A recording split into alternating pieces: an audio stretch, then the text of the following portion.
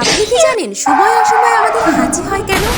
আসলে যখন কোনো ধুলাবালি জীবাণু আমাদের নাকের ভিতরে প্রবেশ করে তখন নাকের ভিতরে চুলের মতো সিলিয়া নামক কোষগুলো তা বুঝতে পারে এবং বেশ বিরক্ত হয়। তারপর সে ট্রাইজেমিনাল নামক নার্ভের মধ্যে দিয়ে মস্তিষ্কে সংবাদ পাঠিয়ে দেয় যে এগুলোকে তাড়াতাড়ি বের করে দিতে হবে। মস্তিষ্ক তারপর সে অনুযায়ী ফুসফুসকে বলে দেয় তার কাজ শুরু করতে। ফুসফুসের পর ফুলে যেয়ে তার মধ্যে বাতাস জমা করে নেয় এবং তাড়াতাড়ি খুব বল প্রয়োগ করে আচমকা বাতাস ছেড়ে দেয়, যা আমাদের নাক মুখ দিয়ে প্রায় 160 কিলোমিটার পার আওয়ার বেগে বেরিয়ে আসে। সাথে সেই ধুলাবালি জীবাণু, কিছু মিউকাস এবং প্রায় 10,000 থেকে 1 লাখেরও বেশি পানির কণা বেরিয়ে আসে এবং এটাকে আমরা হাঁচি বলে থাকি।